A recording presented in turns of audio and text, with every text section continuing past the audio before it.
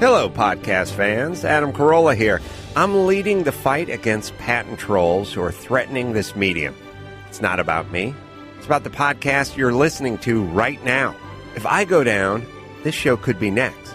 Visit fundanything.com/patent troll for more information on how you can keep podcasting alive. Thank you and mahalo.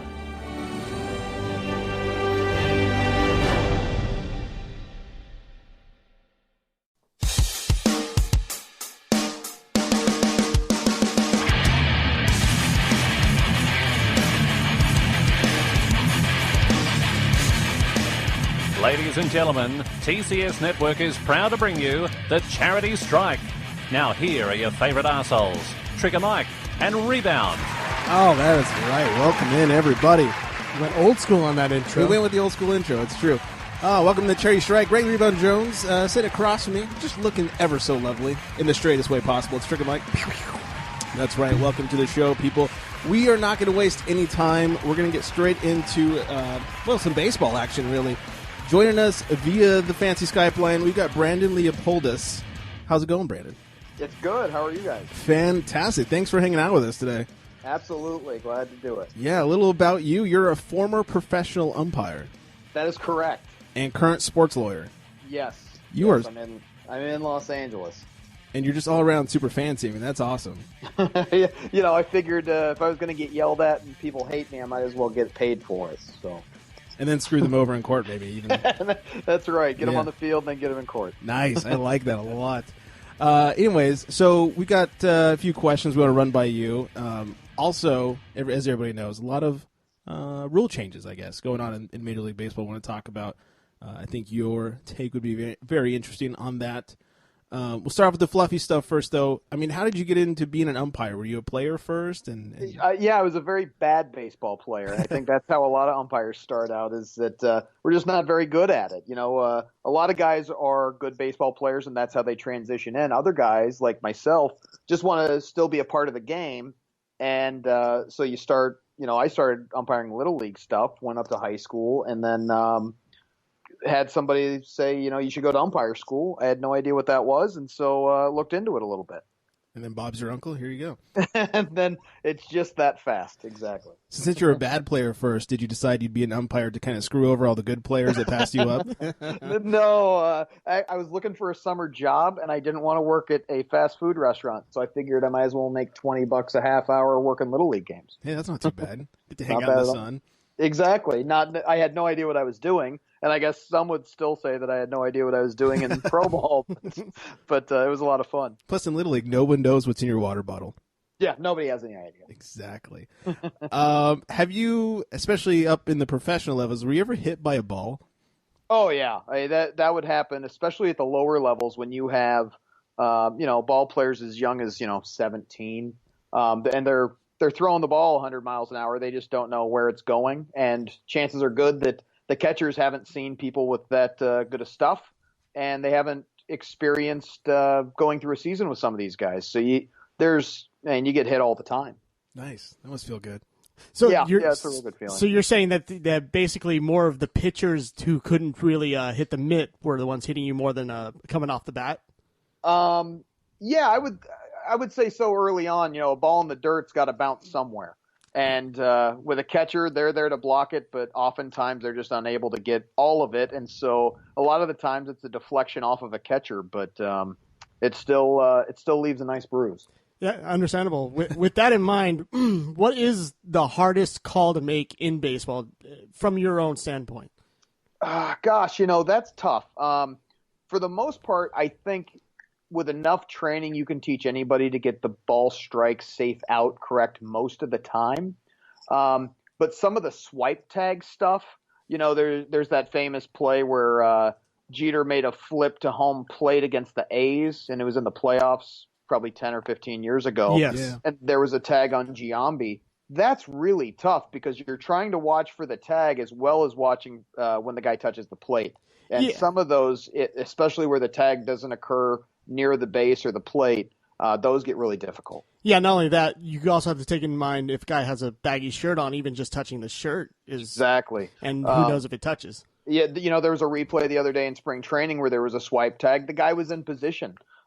He called him out, and replay showed that he missed him. And sometimes that happens. You can be in the correct position, looking at the right thing, and when it's going full speed, you don't see it. Yeah. Now, it seems like as of late, some of the calls in baseball the last couple of years, I'd say, it seems like they've gotten a lot worse. Now, is it that the umpires are slacking, or is that video replay to the viewer has really picked up? I wouldn't say that it's the umpire slacking. I think the video component of it, technology is so amazing right now. It's really nice when you have, multiple camera angles looking at all of these plays.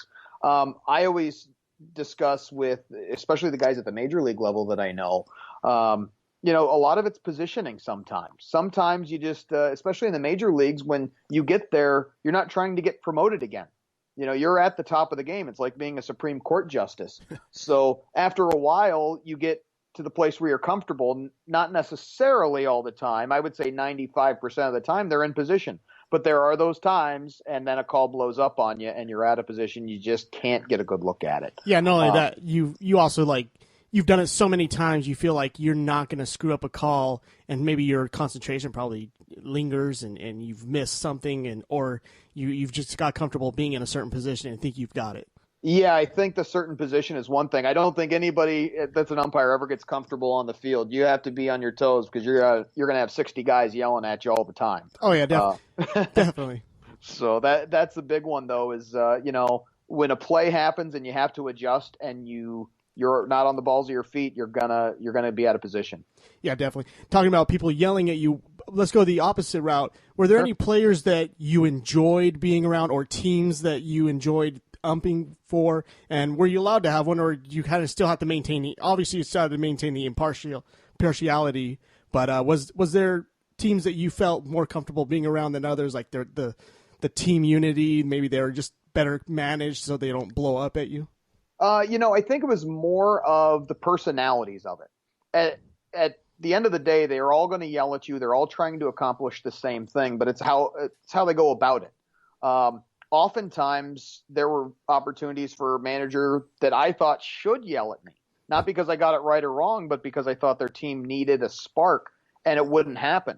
So you'd certainly see some managerial tendencies that either you agreed with or you didn't for various reasons. I knew generally when a manager was going to come out and argue a call, whether I thought I got it right or I wasn't sure. But there were always, some players that treat you real well, and not because they're kissing up to you, but because they're just genuinely good people. You spend all year on the road with these guys, and especially when you have to spend 3 hours standing next to them, like at first base or somewhere, that you get to know them whether you want to or not. I would say the nicest family of any of the ball players that I've ever come across were Joe Mauer and his brother Jake Mauer. They played together in A-ball in Iowa. And so Jake would play first base and Joe was always the catcher. Now, these are legitimately two of the nicest people I've ever met in my life. So if Joe thought you missed a call, he'd ask where the pitch was and you'd tell him. And he'd say, okay. And he'd file that away and know that maybe you're not going to call that pitch. Yeah, Joe's so nice he stayed in Minnesota forever. I mean, that's not nice guy either. It'd be really nice to stay in Minnesota forever, yeah. Speaking of which, different sport, NBA, certain players will not play for certain refs. Duncan will not play a game if Joey Crawford's on the floor. Have you ever encountered anything like that with you or one of your friends? I will tell you, managers mainly. Players usually don't get to call the shots in baseball nearly as much. Mainly because if you're umpiring a series, you're there for 3 or 4 days. Yeah. So they're not going to take 3 or 4 days off. I had a manager in the Midwest League named Tracy Woodson. Now, Tracy played on the Dodgers when they won the World Series in 1988, and he could not stand me. I'm sure that if he saw – I think he's managing college baseball somewhere. If he saw me now, I think he'd walk out of a shopping mall if I was there. Just anything I'd say, he didn't believe it.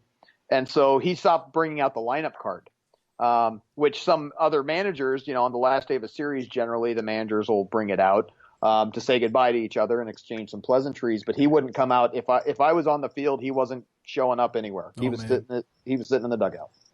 That's hilarious. Hey, if you're listening, by the way, call in. Let's have a little conversation. That wouldn't be awkward. Not at all. Not at all. Well, from what he said, it sounds like he would not call in because he's too afraid to confront Well, I him. don't know that he was afraid. I think he was more afraid of me throwing him out and getting fined. I think it was best for his pocketbook too. Well, now you're a lawyer, so he doesn't want to ruffle your feathers there either. Charge him by the hour if he calls in. Extra. Did you ever have to run from any sort of fan situations after maybe a blown call or something? No, not really. The one call that I had in my career that I really wish I could take back was on the 3rd of July we were in Dayton, Ohio, and I called Edwin Encarnacion, who's now with the Blue Jays. He was with the Reds at the time. Mm-hmm. I called him out on the back end of a double play, and I just didn't see it. I had to guess, and I completely guessed wrong. Now, in Dayton, they take that team seriously. They've sold out every game for about 15 years. Their man is bottom of the first inning. I miss it to, end the inning, and their manager comes out and tells me that he goes, "Look, I know you didn't get a good look at it, but all these people are here to see a show, and I'm going to give them one right now." And so, first inning, I lead off, and he decides he's going to throw his hat and pick up the base and throw the base and do the whole dance.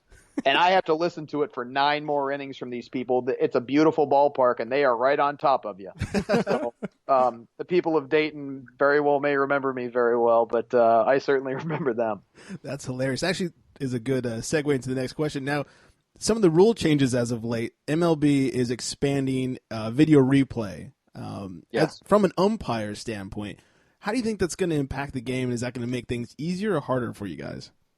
I think it's a good thing. And speaking to, I talk to umpires every day. I still, I have some of them as clients, and I have others that I mentor through the minor leagues, and I just am friends with others. Yeah. And everybody's pretty much on the same page. The reason that it took so long for the umpires to approve it, this is what people don't usually think about. They think that it's an ego thing.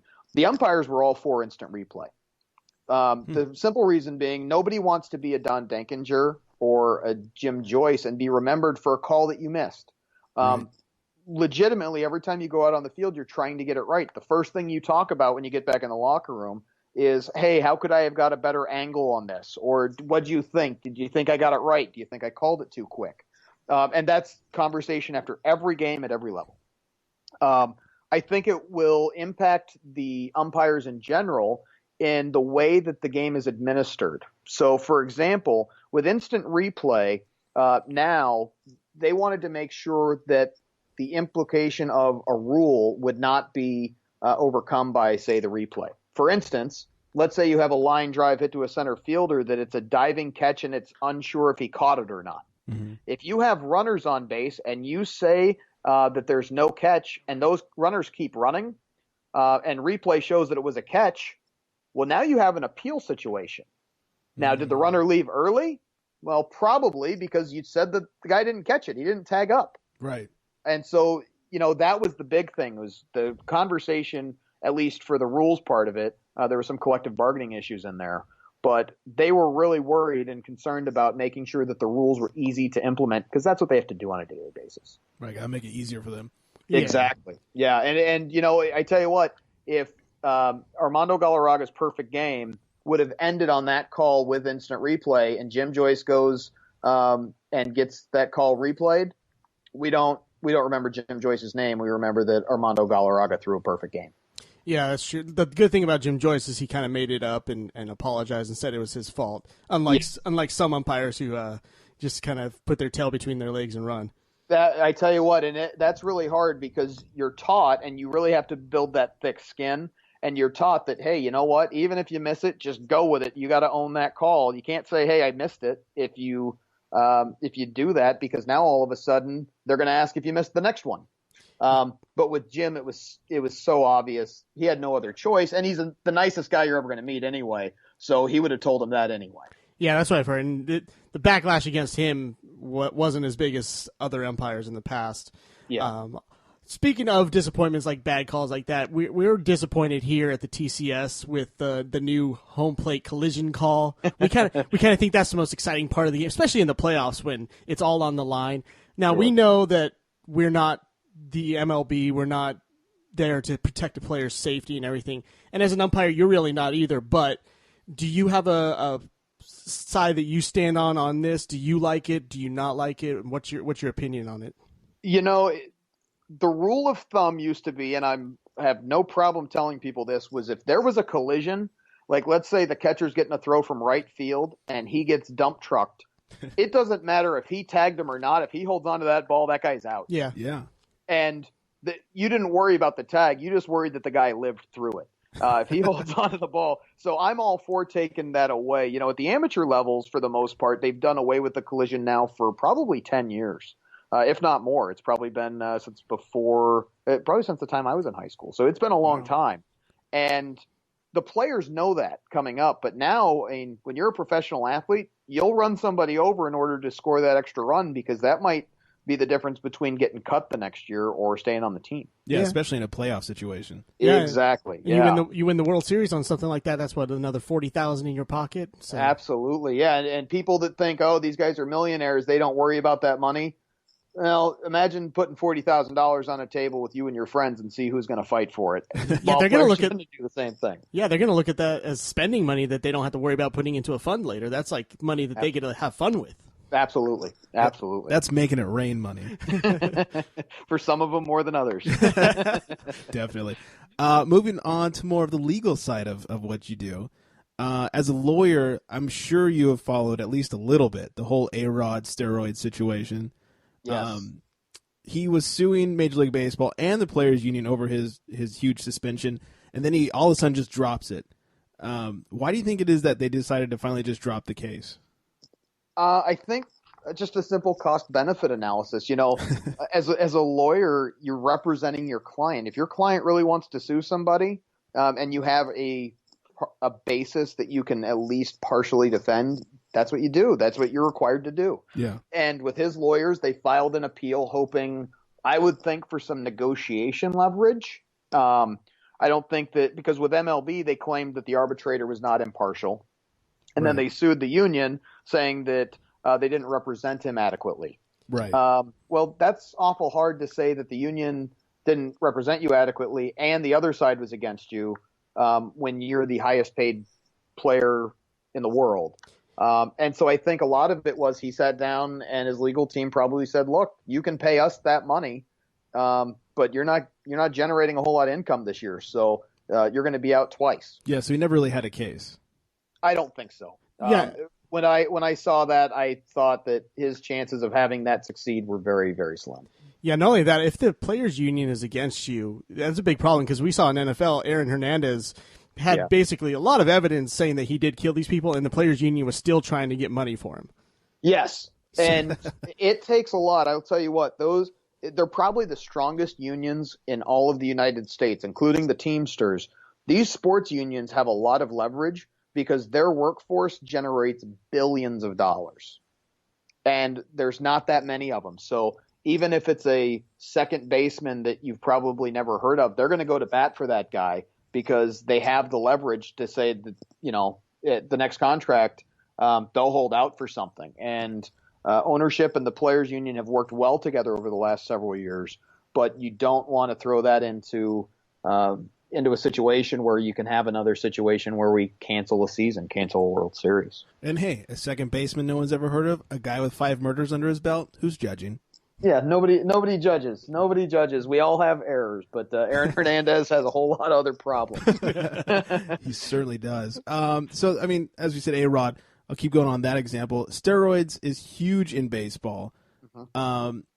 Do you have any insight, I guess, as to why it's so hard to control in baseball and why baseball is probably the biggest offender of the quote-unquote Big Four sports in America? I think it probably just receives more attention. And here's the other part of it is you need to take a look at who's playing these sports. I think that steroids are going to go across any sport or any sport that's one of the Big Four. Even with basketball, I know people aren't testing positive, but I would assume that there's some sort of drug in that sport that is getting through the system. With baseball, a lot of times when you have players coming from an impoverished background, you can't afford the HGH designer drugs that aren't showing up in a test. And so when let's say you're going home to Venezuela where you don't have a lot of money and you don't have access to these high-priced designer drugs, I think that's when you run the risk. That's when you see a lot of Dominican players testing positive, and that's simply just what they have access to. It's also a thing where if you're in the Dominican Republic and you're dirt poor, which a lot of these guys are, you don't want to go back there. You'll do anything to stay in the major leagues or in the minor leagues even. I'll take a 50-game suspension if that means I can actually live an okay lifestyle. That makes sense. Yeah, it is a lot of Latin players that we're seeing big-time names. I mean, the whole issue we just had was in Florida, and that's a lot of Cubans are in Florida. Yeah, and, you have it with the players that are from the United States as well. I mean, I'm not trying to pick on the Latin players because those are the guys that are making up more and more of the talent that come to the major leagues or in the minor leagues.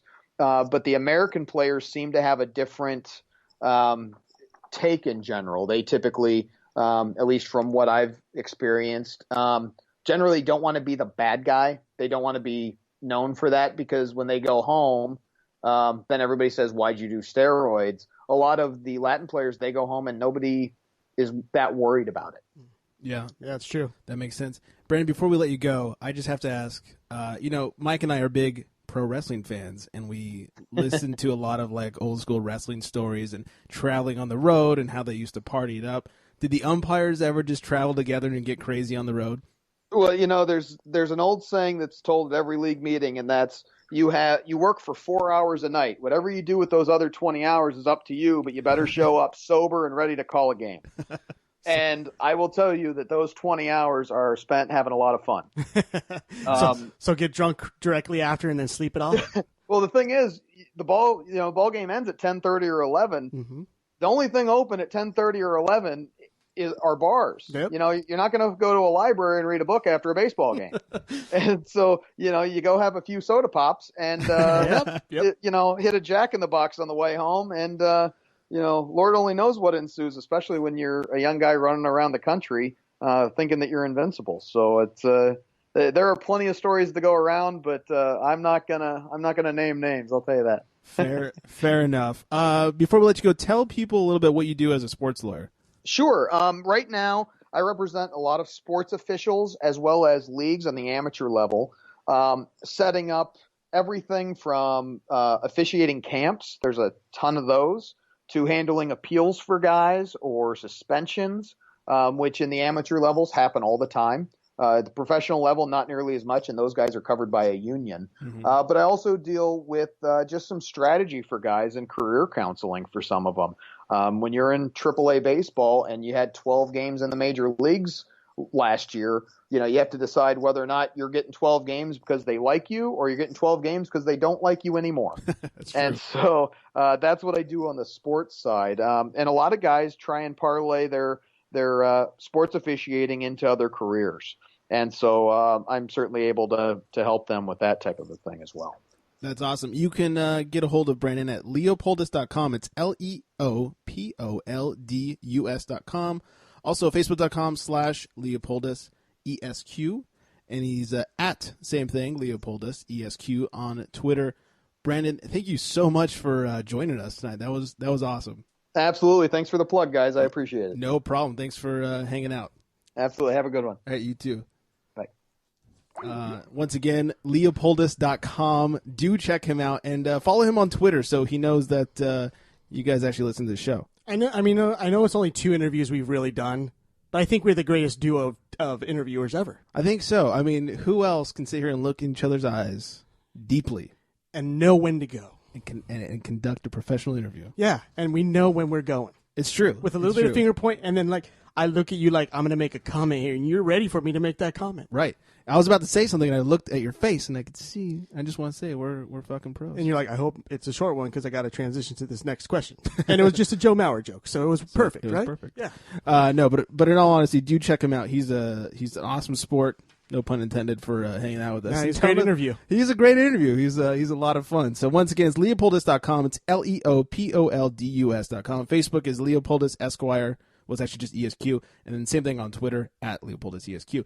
Anyways, let's move on to the rest of baseball. We got lots of shit to talk about today. Also, in the second blog, we're having Phil from gruntpunch.com back on the show to talk a little hockey. Fucking stacked show tonight. Absolutely. It is insane. So real quickly, the rest of baseball. First of all, the Nationals have been told to stop using drones.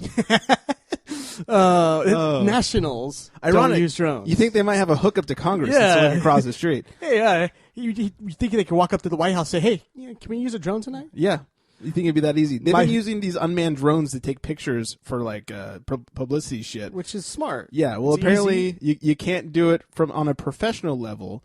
You can't use drones professionally without FAA clearance, and they're considering that professional, even though it's just pictures of the team standing there. But you send it to Iraq and it's okay.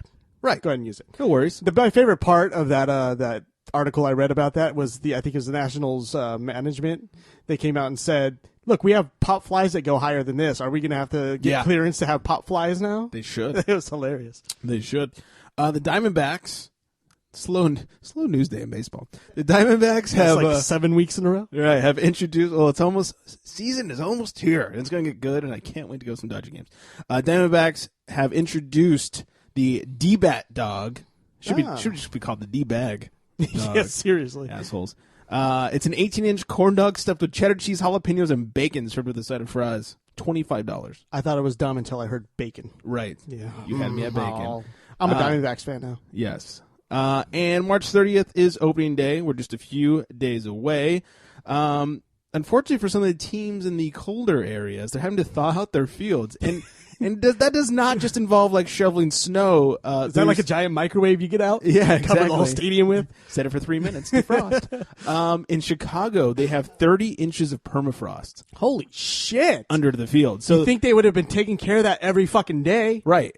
Or maybe you have some heaters on something. So what they're having to do is set up these big tarps that cover the field. And then, really? You think no? Well, yeah. Not a moment too soon. Yeah. And then they're putting essentially these huge hair dryers under the tarps to try and thaw out the field. My God. But they were saying, like, snow's no problem. We can shovel snow, but this permafrost is the worst we've ever we seen. can't deal with this. Yeah, fucking idiots. Oh, my God. So that's pretty much it for baseball. You know, Dodgers are down in Australia right now. They're prepping to play with the D-Bags. Mm-hmm. That's about it. Just a lot of, spring training shit going on. I'm excited that season is coming back. And then Greinke didn't have to make the trip because he got hurt. I know. So, oh, well. He was afraid of getting hurt there, and then he gets hurt before. So. Well, he solved that You got problem. your wish, Greinke. Yeah, good job, buddy. You solved that problem. So, anyways, let's move on to basketball, shall we? Oh, wait. Hold on. Wrong song. Oh, man. It's not TiVo, by the way. It's the real one. Yeah, I'm up at Brooklyn. Now I'm down in Tribeca. Well, the Lakers are officially fucked. We still have Mike D'Antoni, and Phil Jackson is officially signed with New York. His life mate owns the Lakers, and he's going to New York. His heterosexual life mate is the president of the Lakers, yet he runs the New York Knicks now. Oh, God. I don't get it either, and neither does Kobe Bryant. That's an expensive way of keeping Carmelo Anthony. That's all I can say. Oh, my God. Yeah, $12 million a year just for Phil. Dude, half the team's getting paid less than that. You throw $12 million at me to just manage something, I'm all for it, too. If I were Phil for $12 million, I'd hit the court. Don't they know they could have gotten us for like $12,000 a year? If that. We would take that, live in poverty just to be around ball players. We'd have done it for a one-bedroom apartment and free beer. Yeah. I mean, come on. We'll share a bed, man. Like we don't now. No. Yeah. Wait a minute. Stop it. Anyway, so Phil Jackson officially signs with New York. And they asked Woodson, how does he feel about his job situation? He said he don't feel the need to audition. I like that. Yeah. That's why Mike Woodson is hardcore right there. Yeah, he says if Phil likes him, then Phil likes him. If not, then he'll be gone. Yeah, and Mike Woodson's always just done his job. It's not his fault the Knicks suck this year. No, he's same system. He's got nothing around him. No. So Felton's getting in trouble. Right.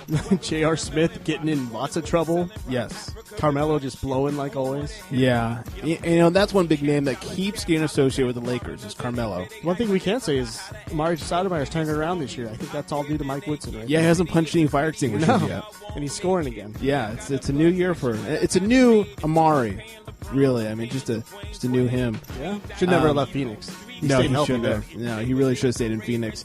It'll be interesting to see what Carmelo does now that they've got Phil Jackson. I feel like they have a better chance of keeping him in New York. I don't see why he would go anywhere else. Especially the Lakers. Yeah, why go to the team that couldn't lock this guy down? Right. And No, now- not couldn't. They could. No, sorry. They didn't Wouldn't. even try to lock this guy Right. down. They in fact they had him a year and a half ago. Mm-hmm. He was in their hands. In fact, he thought he had the job. Yep. And then they called and said, "Just JK."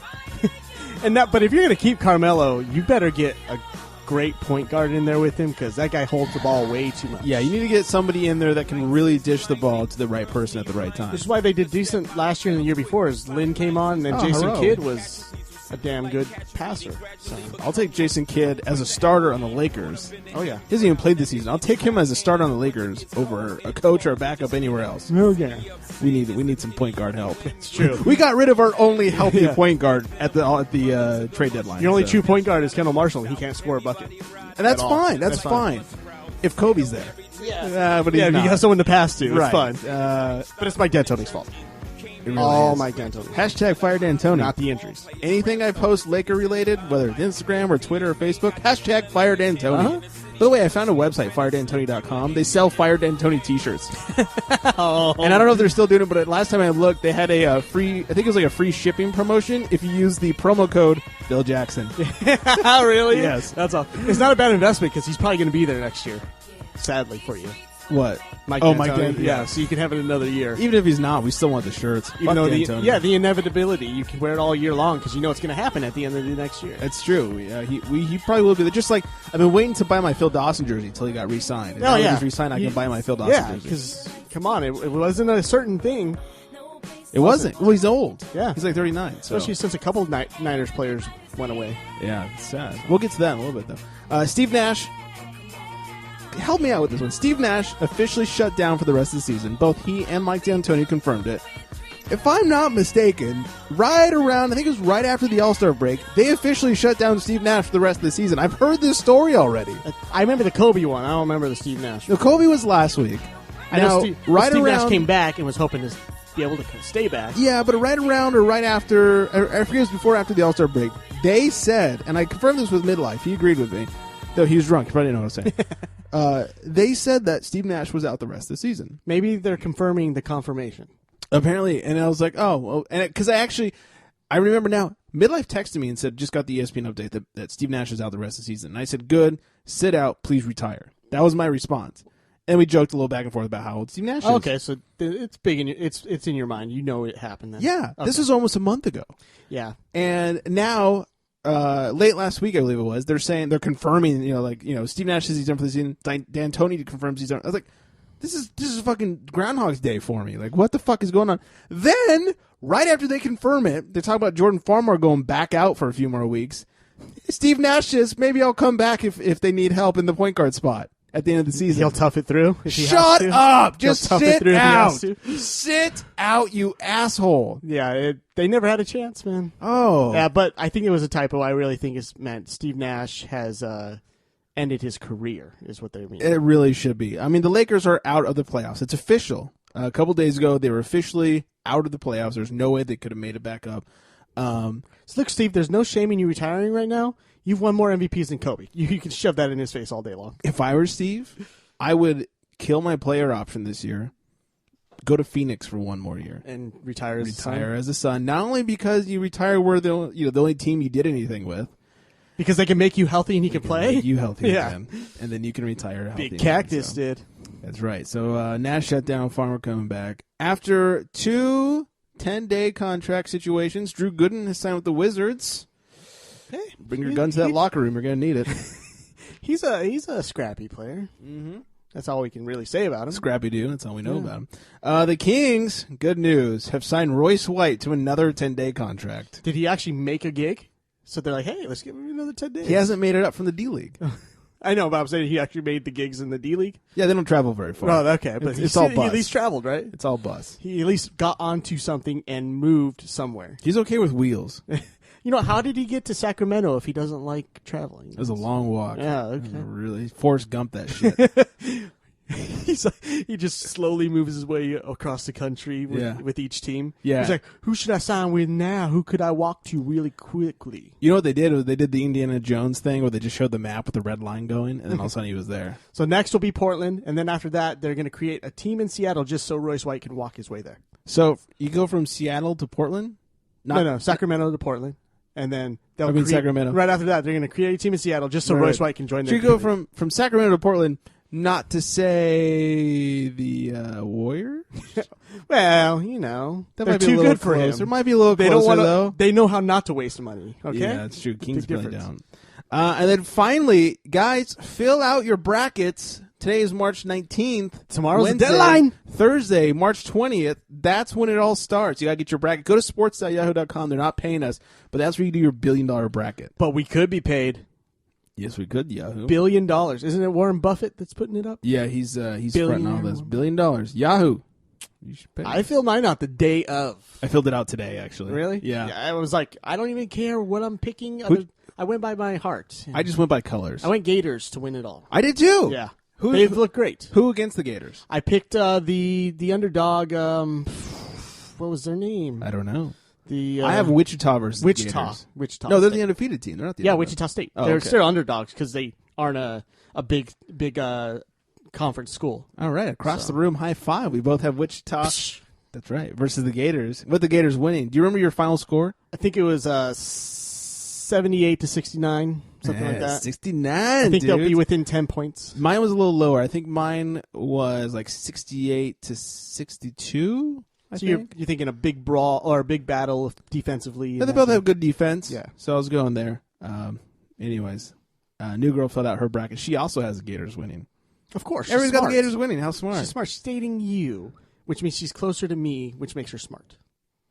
Right. Right. You know what else makes you smart? What's that? Shopping at Amazon. Oh, that's true. That is so true. You can buy books that make you smarter. Exactly, and stuff on college basketball. But when you do shop at Amazon, what you do is go to thecharitystrike.com, go down to the bottom of that homepage, click on the Amazon banner, click right through. What it does is not cost you anything extra or less, for that matter. It's the same, and it kicks a couple of pennies our way. And if you're too lazy to do that, just type in amazon.thecharitystrike.com. Even better, bookmark that shit on your browser. And then when you every time you go to Amazon, just click on that bookmark. If they're too lazy to do that, they've obviously been numbed by how easy life is. That's very true. So don't be fucking numb. Yeah, wake up, people. Yeah, don't be. Pink Floyd's song is not about happiness being comfortably numb. It's about how sad it can be. So Sure. don't be that. Yeah. Yeah. Sure. Click through. Totally. That's all I wanted to say. Oh, okay. Just click through. That was a good story. The song worked well with your story. What Yes, can I it did. say? Oscar Pistorius. Oscar Clitoris. Oscar Pistorius. He's in court right now. He's the guy who murdered the super hot chick. By the way, he has no legs. Yeah. His defense team is claiming that police moved evidence for the pictures they took. There's Crime scene pictures. That's what I was trying looks to like say. there's tampering or a movement of not necessarily like tampering on purpose, Yes. but having been moved. The best was one of the stories you sent me about this. The headline was like Pistorius on his stumps. Yes. Did you see that? Yes. I mean, oh my god, because they're talking about they've discovered that he shot her while standing, though he didn't have his prosthetics on. Well, because there had to be a downward trajectory. Right. And if he didn't have his stumps on, But the headline was he was on his stumps. I was like, Yeah, he how had to be on worse? something. It's so horrible. yeah, It's got to be racist or something. He's white in South Africa. Still racist somehow. Yeah. I was like, oh my god, you guys just said stumps. Yeah, so I like, and then one of the other things in the one about evidence being tampered with, possibly. Yeah. One of the detectives says that he was working it alone, but in the picture you could see two guys in there. A guy that he said wasn't there, Right. who was obviously there. And then they were asking the photographer, like, oh well, I guess they're there. South Africa needs to get their shit together. Apparently, It's going to be who lies the best that wins. that's this what it's case. going to come down to. But Pistorius was obviously on. Remember, his whole thing was that he was scared because he doesn't have legs, so he's vulnerable. Well, he was on something and was able to walk around. So. That's true, and this is a lot like the Zimmerman case, where we already know that he killed the person. Yeah. Now it's proving to do it on purpose or an accident. Yeah, and making sure you get the right charges against it that will stick. Exactly. They fucked up with Zimmerman. There was another one I saw that showed that she got shot in the hip, and if that was the case, that's why her arms, they have evidence that her arms went into front of her face, and that she had to have screamed because there's no way she could have taken that pain without screaming, right? And that he would have known at that point that it was his girlfriend. Yeah, I mean, even if it was an accident, he should have stopped. Yeah, you hear a girl scream like, am I really scared of a girl? Adrenaline in the moment, blah, blah, blah. No offense to girls, but are you really scared of a girl in that moment, or are you scared there's a dude in there? Right. I mean, sociopath dude in there. And whether even if you can't tell, what if you think it's a guy? They're screaming. They've always been hit. What are they going to do? Come after you? They've been hit? Yeah, if they're screaming like a chick, there's probably something wrong with them. Come on, people. Anyways, we've gone over time on the first block. We need to go to break. When we come back, though, we're going to have Phil from gruntpunch.com. He's going to talk hockey with us. It's my favorite kind of punch. Grunt punch? Mm-hmm. Yeah, as long as it's not a crotch punch. That's the gun word. Punch? Huh? Gun? Not a gun punch? Once again, one more thank you to Brandon Leopoldus, who was here earlier.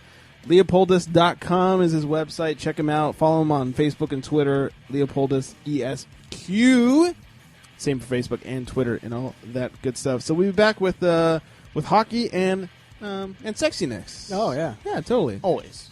I mean, that's all we bring. That's a given. Yeah. Be right back. We just had to remind you. Super.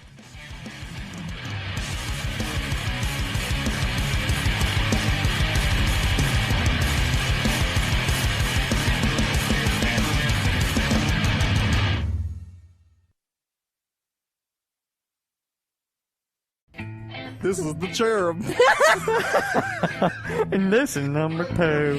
And this is number 4. And we are the Ned Files. And if you act now for the low, low price of freezies, you can find us on the interwebs at www.thenedfiles.com. Also on Facebook /The Ned Files. What's that say? And you can follow us on Twitter, at Ned Files. And download us on the iTunes and Stitcher. Gee golly, that sounds easy. Like baked beans. Bright and easy? I said, right easy. I don't know. I lost. You know what I thought of? Summer's Eve douche. I know.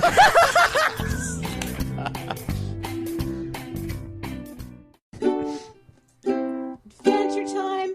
Come on, grab your friends. We'll go to very distant lands with big flag and the human. The fun will never end. Adventure time. If that's not enough to get you guys to listen to the show, I don't know what is. Facebook.com/AwkwardApocalypse, at AwkwardPod on Twitter. Do not forget to email us, awkwardpod@gmail.com. You can always call us, 323-379-9225. There you have it. We just got our promo. I need more booze. You're listening to The Charity Strike.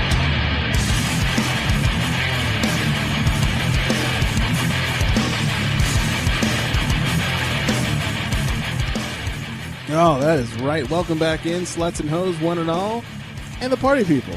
I don't even know what that means. Great Rebound Jones sitting with me, Trigger Mike. That is right. It's the Charity Strike.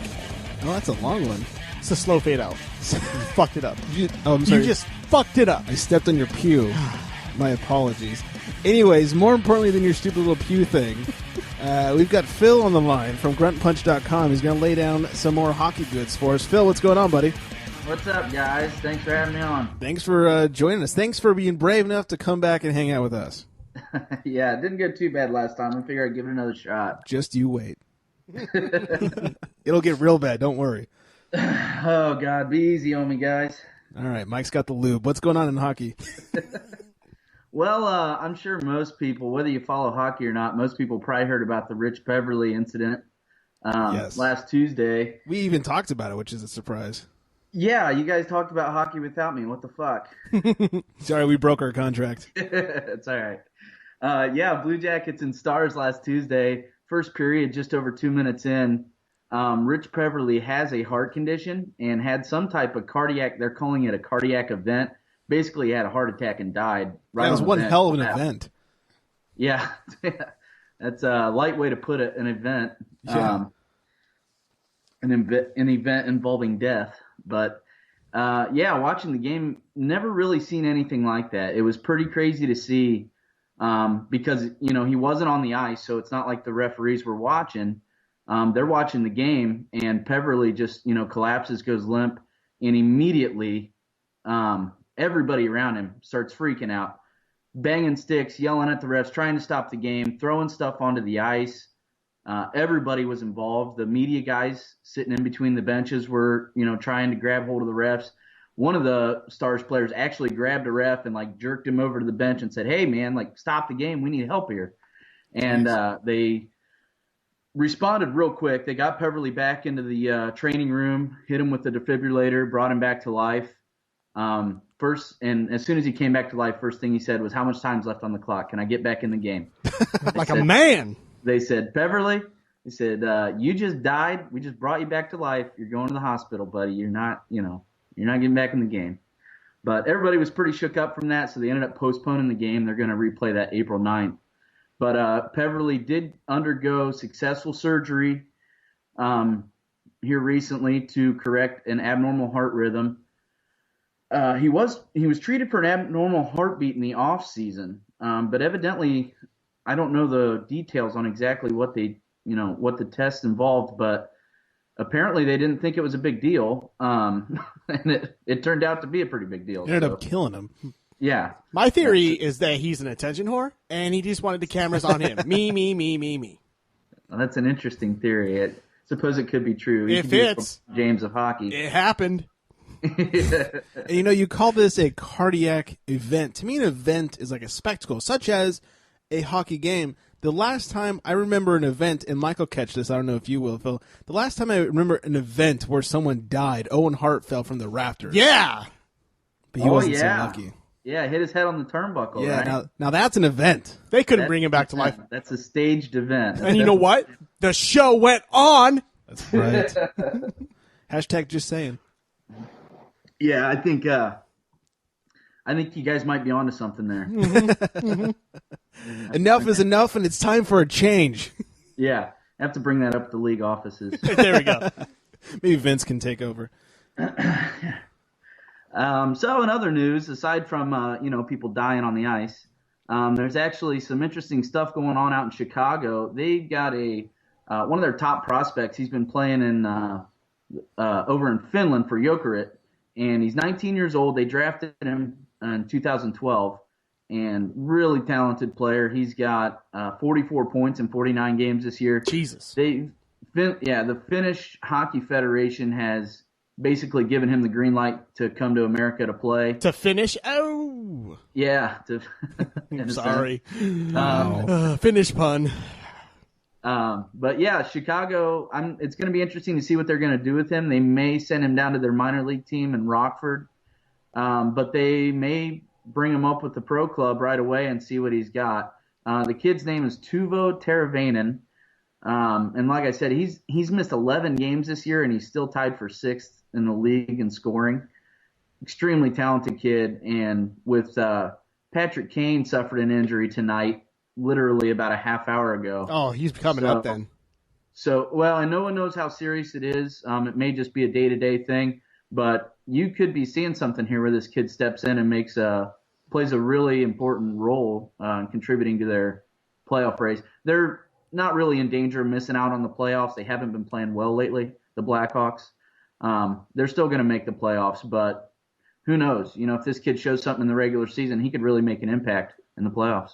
Yeah, and as the defending champs, you can kind of do whatever you want at this point. Maybe this guy turns it around and makes them the team with the hot streak going into the playoffs as well. I think that's what they're hoping for, and Chicago's kind of strapped for cash too. They're right up on the cap ceiling, and Teravainen comes in. He's making under $1 million a year before his bonuses are factored in. So you could see some serious moves. If he shows he's got skills and he's ready to play at the NHL level, you could see Chicago making some moves, maybe making some trades around the draft time.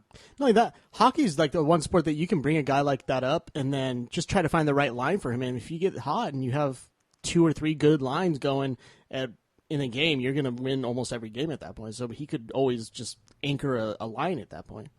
Exactly, yeah. And they could even bring him up and, start playing him on a lower line, play him on third or fourth line, get his feet wet. And who knows, if he gets hot and starts scoring a ton of points, throw him up on the first line, let him play with Jonathan Toews, see what he can do. Definitely. Hockey's definitely one of those sports where prospects usually shine through. It's a pretty transparent sport with prospects. It's not like football where you don't know where you're going to get with the quarterback when he comes up to the big leagues. Yeah, and now, they got the one-and-done rule in the NBA. NFL, you got to stay 3 years. NHL, they can draft these kids when they're 17, Mm-hmm. as long as they have to turn 18 before December to play in the NHL. So you could have a 17-year-old kid theoretically playing, day one if he's good enough. Oh, yeah. And look, Gretzky, Sidney Crosby, all did it while they were young. So Exactly. Speaking of Sidney Crosby, fun fact, I saw John Buccigross on Twitter the other day tweeted out that Sidney Crosby's played in every game this year. If he finishes out the season, this will be the first year that he's played a full 82 games. Is that hard to believe? Speaking of pussies. Yeah. We've just jinxed it right now.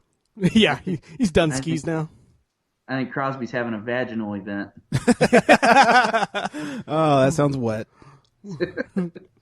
Yeah, so, a lot going on. Out in Anaheim, they got some bad news here. Earlier today, Cam Fowler, he got hurt a couple games ago. They thought it was day-to-day, and he was trying to do some off-ice work.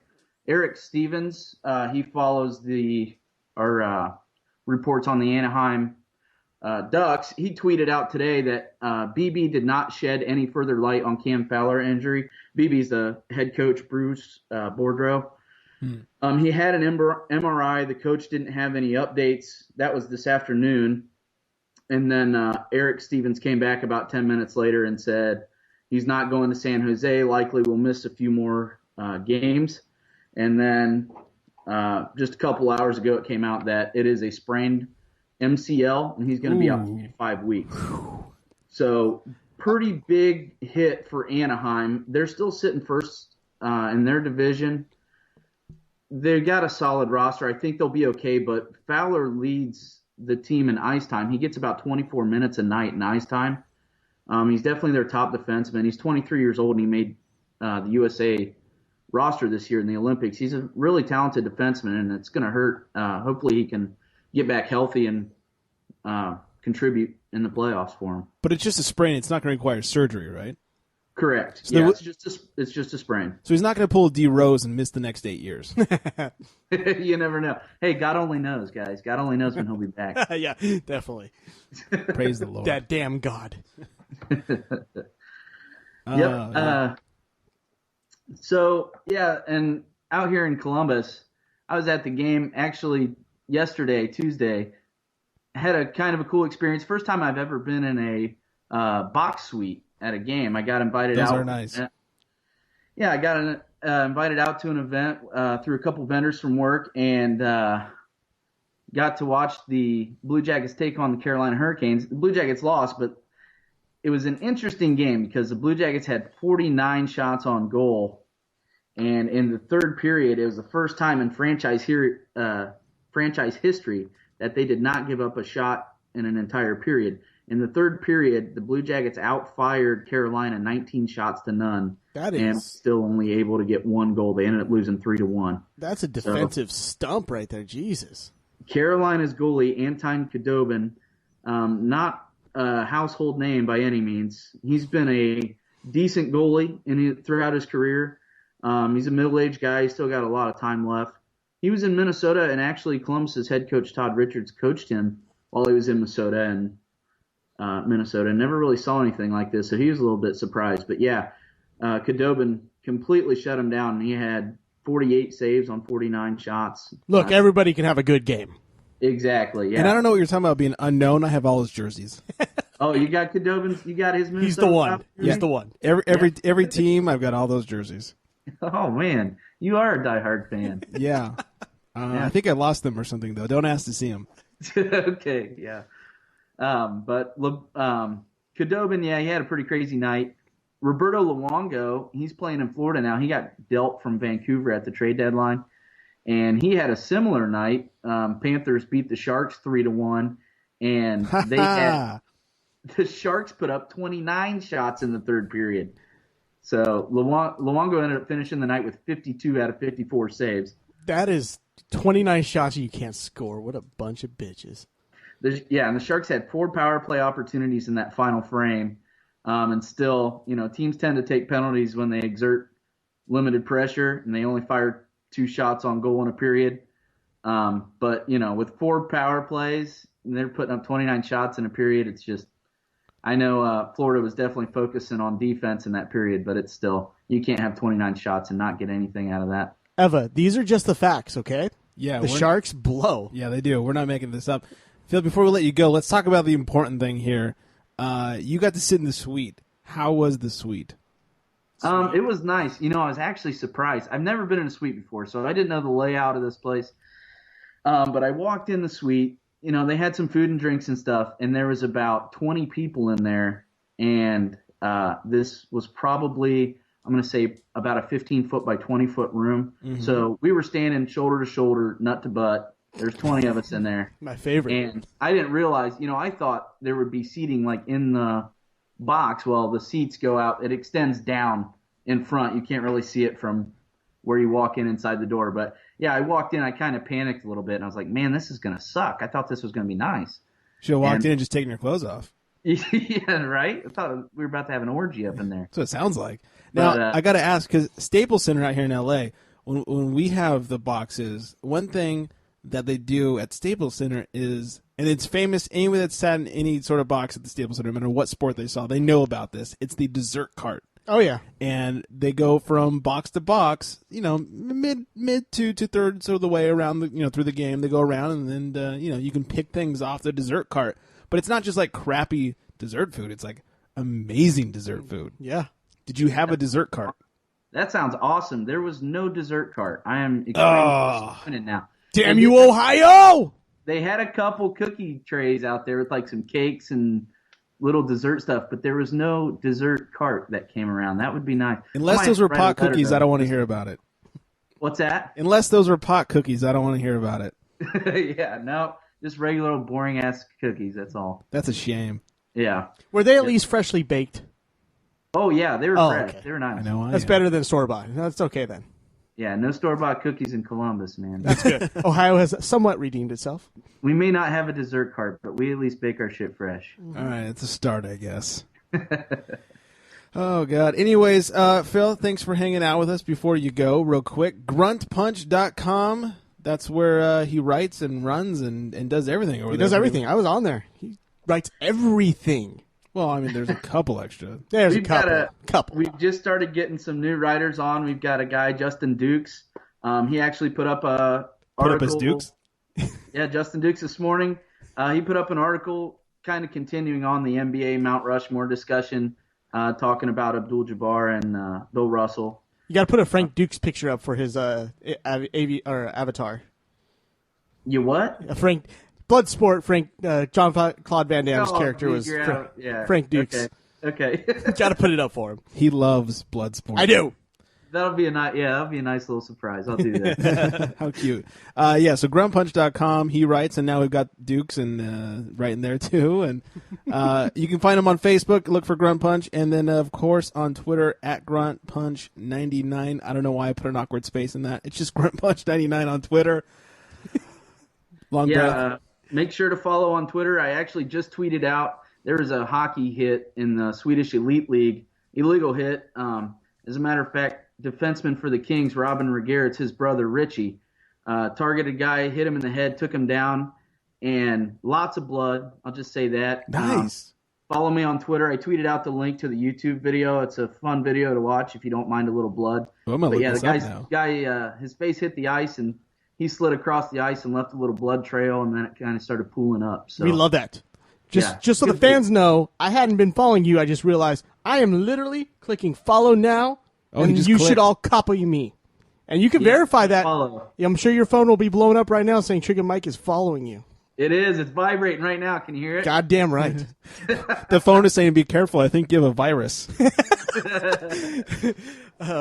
PTD, phone transmitted disease. Yeah, that was dumb. Oh, okay. Yeah. Anyway, Sorry. Phil, thank you, sir, for more good hockey stories. All right. Thanks a lot, guys. Have a good one. All right, we'll talk to you soon. Bye. Bye. Once again, that's gruntpunch.com and Grunt Punch 99 on Twitter and Grunt Punch on Facebook. Check them out. You know what? We'll retweet the video because that's our type of video. That's that's the type of hockey I want to see. Put up your dicks, guys. Put up your dicks? Dicks. Why would I put up my dicks? It's hockey.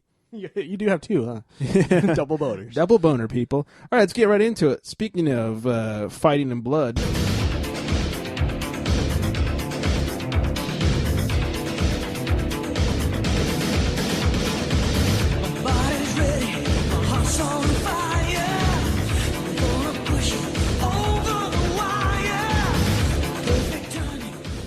Can I just stop you for a second? Go for it.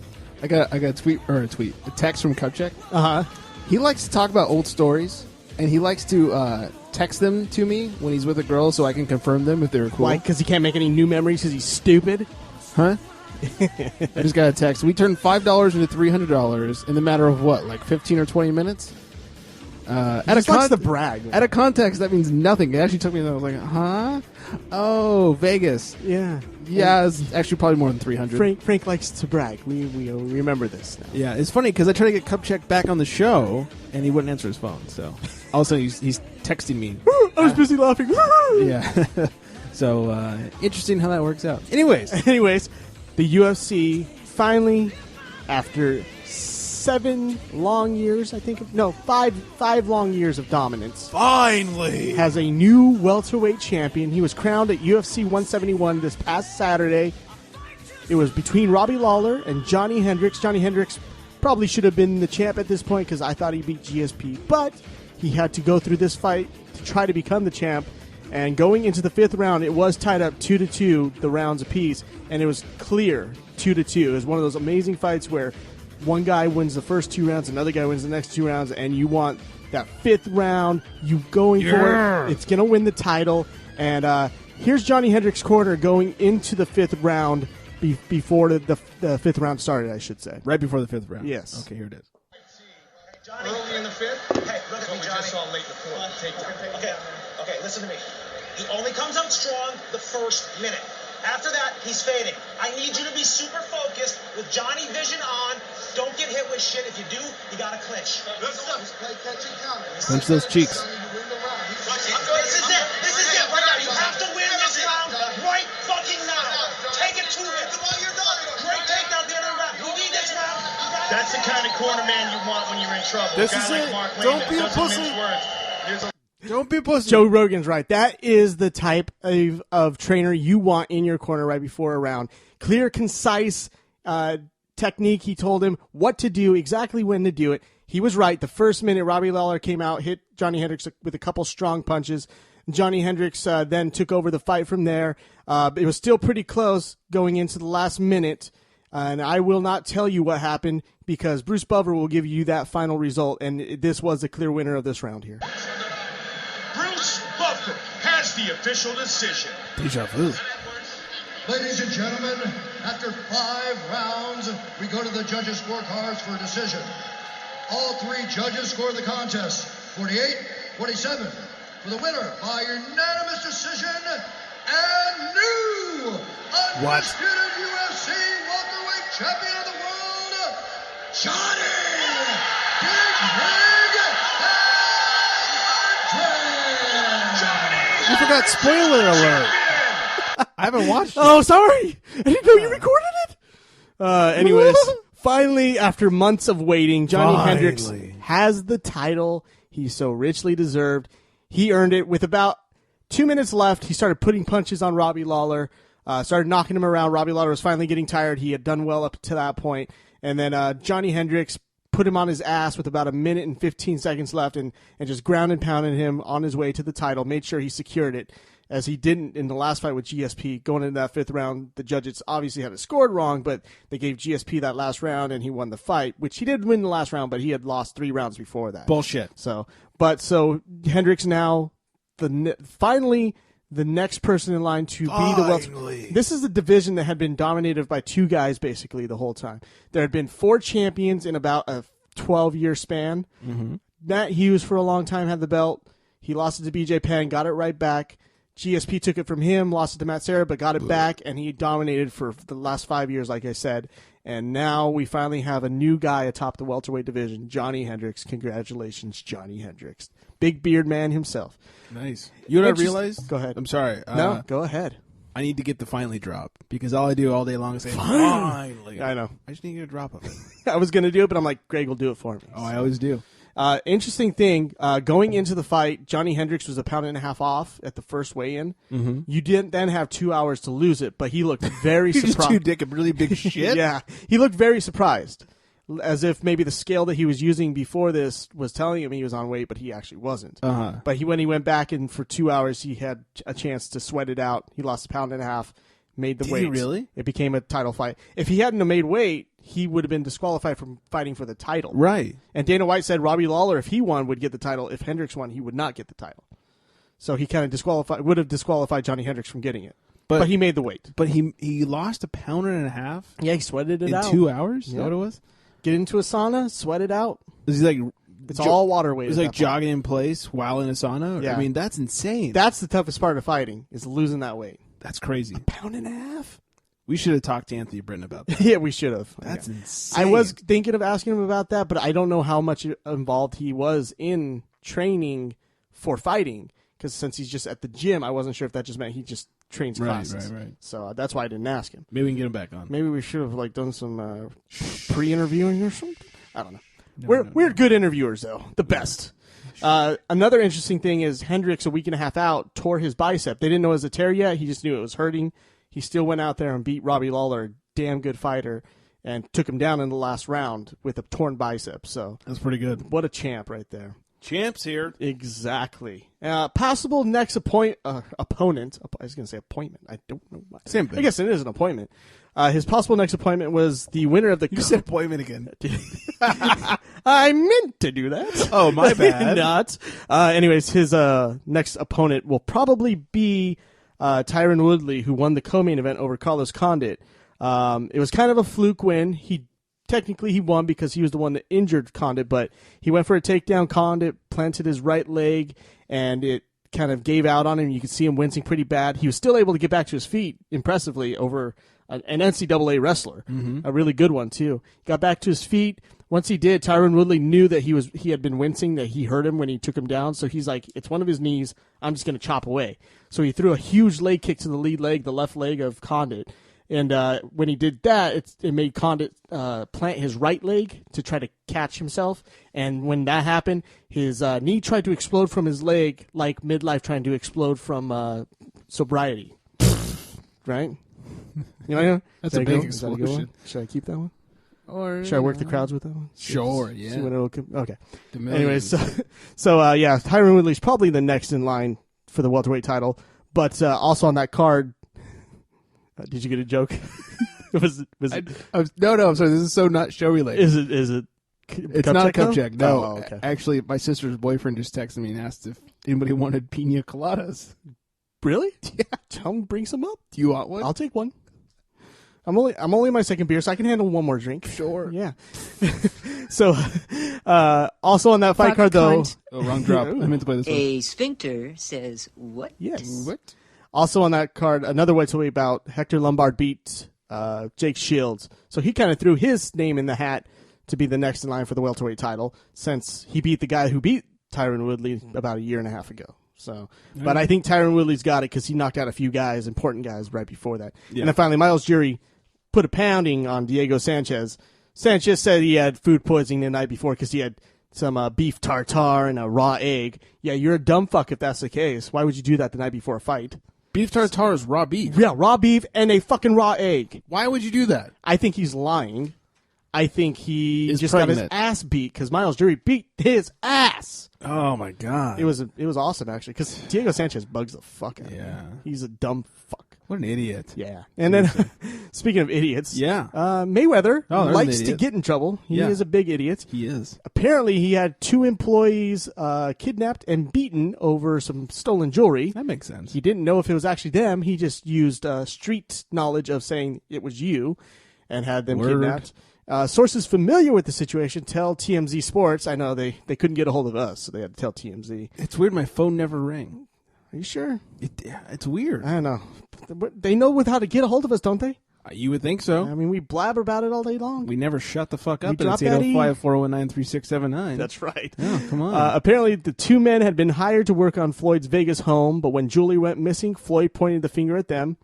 We are told that the men claimed that they were contacted several weeks ago and instructed to meet Floyd at an off-site location. When the men arrived, they claimed Floyd was waiting for them, along with a number of his people, who proceeded to beat the living crap out of them. I guess that's... World champ boxer needs help beating people up. I know. Puss. Well, he can't hurt his hands before a big fight. Yeah, there you Come go. on, man. Apparently, they had a bunch of weapons, including clubs, and the sources said the attack was so brutal the men could have easily died, but both men had broken arms and legs and were hospitalized for several days. The funny thing is, they got lawyers before they ever called the cops, so who knows? Fishy. It could be set up. But it's Mayweather, so I kind of believe it. It could go either way in this situation. Yeah, Mayweather is capable of this. He's such an idiot. He beat his wife. He apparently didn't read enough books. Well, what should he have done? He should have listened to some books. Oh, really? And you know what? You guys, don't be dumb like Mayweather. You guys listen to some books. Go to audibletrial.com/charity strike. What are you going to get? You're going to get a free audiobook download. It'll help you be smarter so you don't do stupid shit like Floyd Mayweather. Yeah. Because we don't want you to be stupid like Mayweather. Or if you want to be stupid like him, I guess you could probably read his biography soon. I'm sure that'll be on Audible as soon as he writes one. Or let someone else write one. I mean, he'd have to know how to write first. Right. Well, he can talk his way through a book. That's true. Maybe he just records himself, says, "This is a book, put it on." Right. So like I beat people up with shit. He's like, the index I equals chapter 1. That's him like literally reading out a book out of his mind. Table of contents. Page 1. I'm rich. Yeah, I'm rich, bitch. Page 2. Fuck you, Pacquiao. How I got my nickname. That's right. Anyway, so audibletrial.com/charity strike. No, just /charity strike. Free audiobook download if you guys go there. I think that's pretty awesome. Yeah, it's free, man. Do you know what else is pretty awesome? What? Foosball. Oh. Facts. It's football And sacks. nomenclature for when a quarterback is tackled behind the line of scrimmage.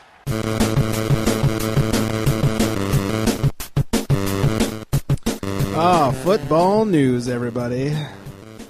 Lots of signings going on because it is big off season right now. Yeah, it's off season. Signings can officially happen. The Ravens. Read the first story. Just read it for me. Ravens OT signs 4-year, $20 million deal with the Ravens. I sort of forgot a name, and I repeated the name twice. Yeah, and I think he was the former Raven. Yeah, it was Michael Oher, Michael. the guy, the blindside guy, right? Signed with the Tennessee Titans for 4 years, $20 million. Wow, that's what happens when I don't copy and Yeah, paste. that's right. Copy and paste by copy and paste, man. Wow. This one I do have, though. Steve Smith, now former Panther. Kind of what got the Panthers to where they were. Yeah, good luck, Cam. Yeah, they dropped him. He's now signed a 3-year deal with the Ravens. Well, Flacco actually has someone to throw to, huh? Finally. If only he could learn how to throw. Yeah. Well, other than deep balls. Right. He can do that well, but that's about it. Well, they can catch it if he throws it high enough. He has no touch. No. At all. The Packers signed Julius Peppers, former Bear, 3 years, up to $30 million on that contract. They finally shored up their defense. It's about time that they did something on their defense. Right, because they did a good job defending the Niners. Not. The suit is not black. Dominique Rodgers-Cromartie. Wasn't he going to retire? Did he retire? I thought he was going to retire. Well, he's on the Giants now. What? For 5 years. From Peyton to Eli? Was he like, this guy who knows how to win a Super Bowl? Right. He's undefeated in Super He's Bowl. a shitty thrower, but he knows how to win a Super Bowl. He's like, he's won the same amount of Super Bowls as Peyton has lost. So, he's in the Giants for 5 years, $39 million. Bad news for the Niners, I guess. We don't really do much with him, though. Mario Manningham headed back to the Giants for a year. Manningham's old news. That knee injury really fucked him up. So. Yeah, we really didn't use him. Nah, he just wasn't the same guy last year. He really wasn't. Plus, the Niners are looking at some pretty darn good receivers right now. Yeah, we are. I mean, first of all, who's better than Michael Crabtree? Nobody.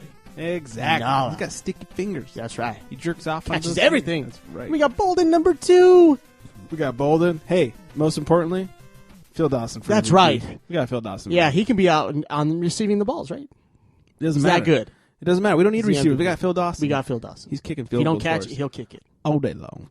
Emmanuel Sanders off to Denver, 3 years, $18 million. So Peyton loses Eric Decker, but he gets himself another good receiver. So yep, there you go. Denver's back in the Super Bowl next year. Yep. To lose. The Cowboys have picked up finally a third quarterback because apparently hiring teachers wasn't a great idea. Yeah, I guess so.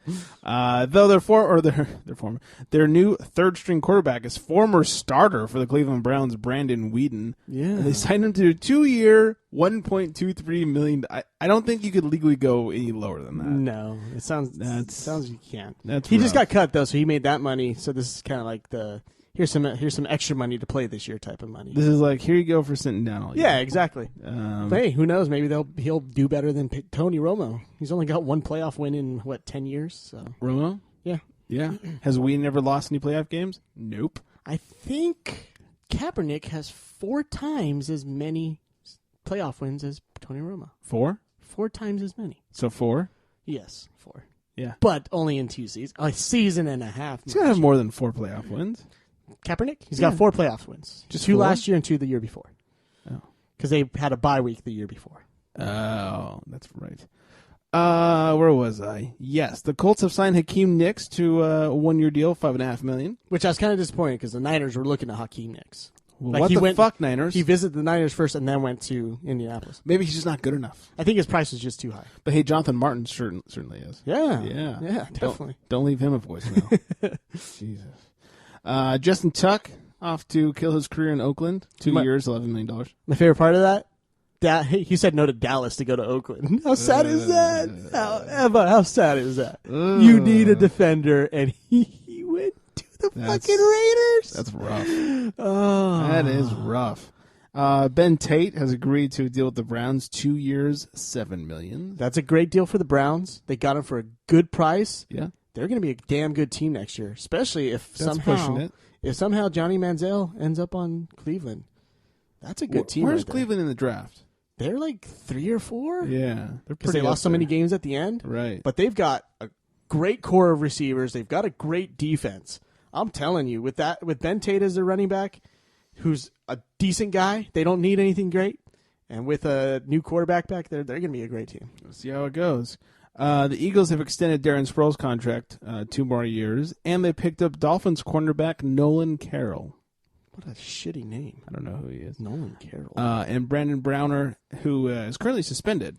The former Seahawk. Right. He's off to the Patriots. Weed! Because the Patriots love their criminals. 3 years, $17 million. Yeah, he thought that because you're allowed to smoke weed in Seattle now that you could still do it and play ball. Smoke weed. And he got in trouble for it. It's true. He did. Vince Wilfork wants the Pats to give him a release. That's a surprising thing to me. Yeah, you don't hear about that. He's been a staple of that defense forever. He's been there for 10 years. Yeah. He's about to enter his last year with them and on his current contract, and he wants to be released. I wonder if he wanted a renewal, and they said no, not till next year. And he's like, fuck you then. Or maybe he was just good friends with Aaron Hernandez. And no Hernandez, no play. Yeah, no Vinty. That's right. Michael Vick, he's going to visit the Jets this weekend. And sadly, that would be an upgrade for the Jets. Yeah, it would be there. Even him sitting. Yeah. Michael Vick, everybody. He's a better bench warmer than Mark Sanchez. Yeah. They're hoping that they sign him. I don't know why. Yeah, that's probably the best fit for him. That is. Because they need it. Well, I think something he's better suited in the dog ring. But, yeah. You know. Maybe he can make I doubt it. By being hurt. And letting him get play time. Meet my dog. Yeah. Cam Newton, he's out for 4 months. He had ankle surgery. He hurt his ankle in the game against the Niners. Puss. I think it's a broken heart from Steve Smith leaving. Probably. To be honest. And they were hoping he could sit on it for a while and it would heal, and it hasn't. So it's surgery time for him. Yeah, nothing good's ever come out of sitting on it. No. No. Unless you rotate. Yeah. Yeah. Speaking of surgery, though, bad news. Jim Kelly, his cancer has returned. Jesus. In his jaw, right? Yeah, his whole face region. So is he going to look like Roger Ebert after this now? God, I hope Did they have to do that kind of reconstructive surgery? I'm not sure. He just had surgery on the left side of his face to alleviate some pain in his eye. Jesus. And he has one more surgery scheduled, and then he goes into chemo. I feel bad. I loved watching Jim Kelly as a kid. losing 4 Super Bowls in a row. Well, So hey. see, Peyton Manning can I was just like, say, just like "Look, I Peyton. haven't won that or lost that many. Not yet, at So, least. Yeah. I got that guy over there, and he's in the Hall of Fame. Payne's like, they weren't all in a row. At least I've won one. Yeah. So bad news for Jim Kelly, and his kid died a few years ago too. Yeah, That's poor guy. Not This guy has not deserved this shit, man. shit stack of cards. Good guy, loses 4 straight Super Bowls, loses his son, losing his face. Man, Yeah. it's not good. Just losing. Speaking of losing, Jim Irsay, so good, arrested for DUI and possession of controlled substance. And then he Tuesday, checked into a facility. Yeah. Of sorts. That's the only thing you can I do. think At it's that like point. the second time in his life that he's done so too. Yeah. We got Time for him to be on celebrity rehab. There you go. We got Bring a it mug. back. We got a mug shot. We'll put on all of our social medias: Facebook.com/CharityStrike, I gotta at see the that. Charity Strick on Yellow 12 Box, and even Instagram. I haven't seen it, but I have a feeling his face is super red. I have it, and it is. It is? Yeah, Has it's good. I'll put it up there for you guys to check out. Here's the big question going on. He's an owner, so he's you can't really suspend an owner or kick an owner out of the league. Yeah, he can do whatever the fuck he wants. So as the NFL, I may have had a few beers. As the NFL, what do you do to someone who's violated your policy yet they're not a player? Take away his media rights because that guy loves the media. I mean, you can take away his media rights so he doesn't have any press conferences after the game, but they can still show up to wherever he is and ask him questions with cameras in his that's face. true. So Free I don't think press that's very effective for now. The TMZ style of press. Yeah, he shows up in the media zone. And they're like, "Hey, Jim Irsay, what are you on right now? What kind of drugs you got? Come on, guys, just leave me alone. All right, I got coke. You want some?" He turned into the douche. It's the douche. Show us your boobs. The douche. So yeah, it's interesting what they'll have to do with it because I think he needs some sort of punishment. I mean, if the players will get punished for that, why shouldn't he? Jail time could be punishment since he's a citizen and But I mean, broke the from law. the league. I know. What can they do? I guess they can fine him, right?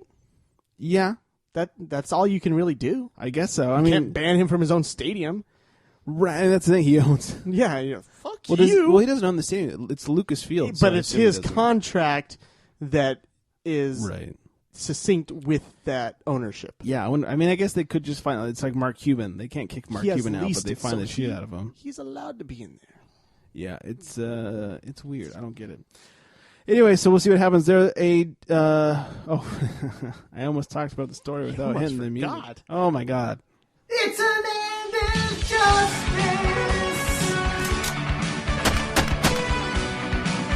Margarita! Thanks. Ooh. You just had a pina colada delivered to you. And I have a Wiener Schnitzel dog straw, too. That is totes adorbs. Word up to Zach for the pina colada. How is it? He's Zach Morris style right there. Yeah, that's living up to his name. You're a badge. So the judge has refused to remove the gag order on the whole Hernandez case. We talked about this shitty before. straw. You don't have to use the straw, you puss. We talked about this a couple weeks ago. I've had less trouble with wieners before than this straw. That's true. They want the gag order removed so they can talk about it, and the judge has refused. Fuck him. Yeah. Gag yourself. Gag. It's an end of justice.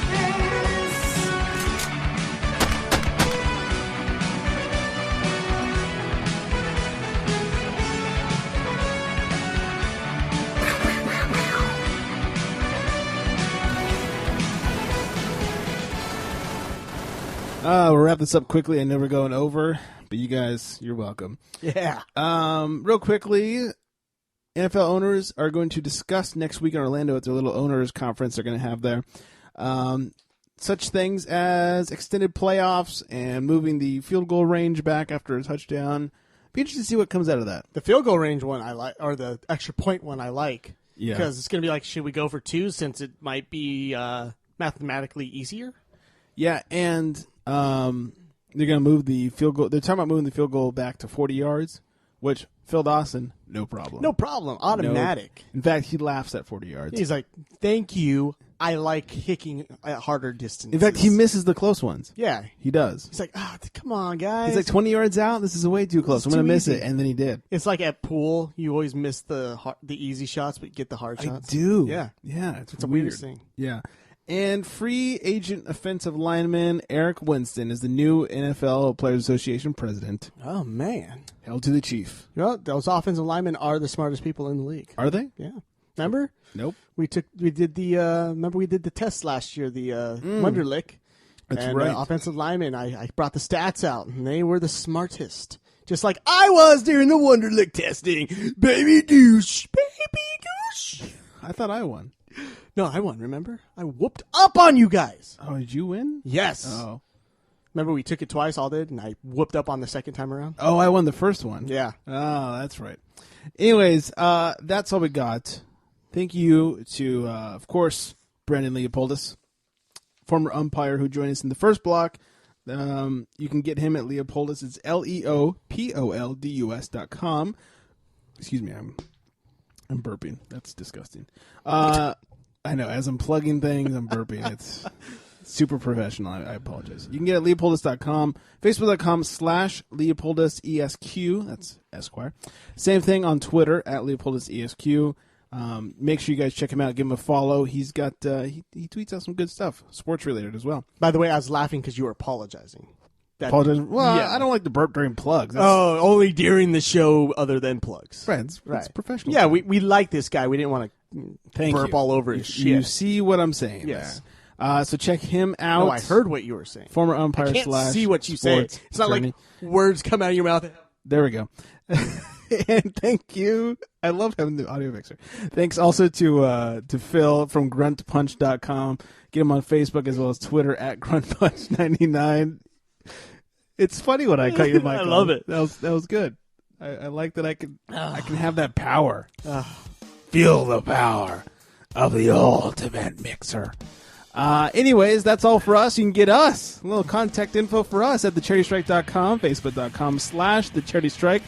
We're on the old twat box at the Charity Strike. There's no E at the end of that thing. You can call us at 805-419-3679. You can also text us, send us some titty pictures, all that good stuff. Thanks to Zach for the pina colada for Mike. Yeah, thank you. He's enjoying that, I can see.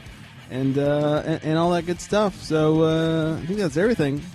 And with that, good night, everybody.